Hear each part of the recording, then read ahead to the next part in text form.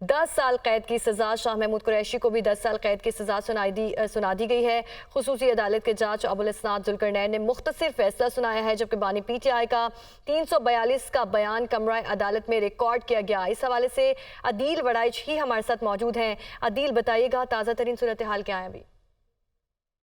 जी, इस वक्त ताज़ा तरीन सूरत हाल ये है कि जो दोनों साइफर केस के अब से चंद घंटे पहले के मुलजिम जो अब के बाकायदा मुजरिम करार दिए जा चुके हैं अदालत की जानिब से, जो जेल हुकाम हैं उनकी जानिब से जो बानी पीटीआई हैं और जो शाह महमूद कुरैशी हैं उनके लिए जो कैदियों का जो लिबास है वो देने का फैसला किया गया है। और अब से कुछ देर बाद ये कैदियों का जो लिबास है अब उसमें इन दोनों अफराद को जेल में रहना होगा।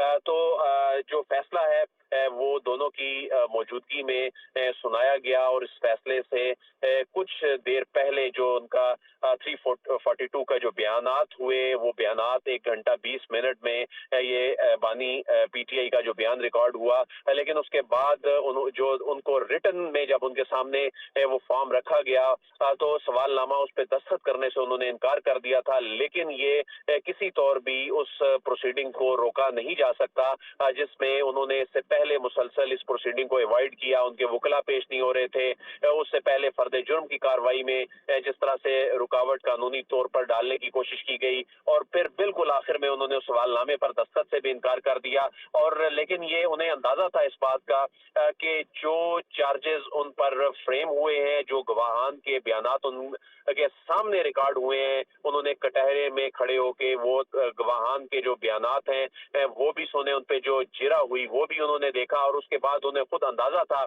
कि इस केस में उन्हें सजा होने जा रही है। फिर उन्होंने ये इल्जाम लगाया कि इस केस में बहुत तेजी से इस केस को आगे बढ़ाया जा रहा है। अगरचे इस केस में 2 मरतबा आला अदालत की जानिब से ट्रायल को कालादम हुआ, फिर दोबारा से चीजें जो हैं वो इनिशिएट हुई।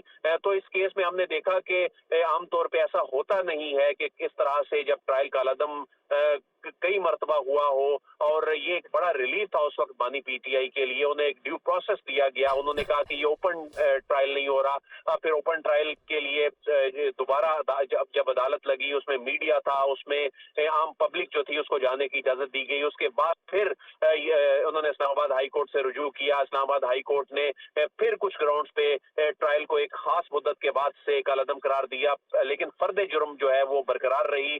उसके बाद जब हमने देखा कि ये प्रोसीडिंग आगे चली तो उसमें उन्होंने फिर इस प्रोसीडिंग को रोकने की कोशिश करते हुए उसमें अपने वकला जो हैं उनको पेश ना होने का कहा। उसके बाद फिर डिफेंस काउंसिल मुकर्रर की गई, उन्होंने डिफेंस काउंसिल को मानने से इनकार कर दिया। तो बुनियादी तौर पे इस केस को मेरिट्स की बजाय टेक्निकल ग्राउंड्स पे लड़ने की कोशिश की गई, लेकिन वो फैक्ट्स जो हैं वो जाहिर है अपनी जगह मौजूद थे। एक इल्जाम था कि साइफर को सियासी मकासद के लिए इस्तेमाल किया गया है। एक साइफर की कॉपी जो एक हसास दस्तावेज थी उसको गैर कानूनी तौर पर रिटेन किया गया, उसकी टेक केयर नहीं की गई, जो कि सेक्शन 5 के तहत ये तीनों चीजें उसमें रॉन्गफुल कम्युनिकेशन की गई, जो गैर मजाज अफराद हैं उनके साथ इसको शेयर किया गया। तो ये तमाम जो चीजें थी ये एस्टैब्लिश उनकी आंखों के सामने एक ओपन ट्रायल के जरिए की गई और उसके बाद बिलाखिर आज ये जब केस कंक्लूड हुआ तो 10-10 साल कैद की सजा सुनाई गई। और आज वो एक कंक्लूजन ये था कि साइफर केस में बानी पीटीआई को और शाह महमूद कुरैशी को 10-10 साल सजा सुना दी गई है। आप हमारे साथ अदील मौजूद थे, आपका शुक्रिया।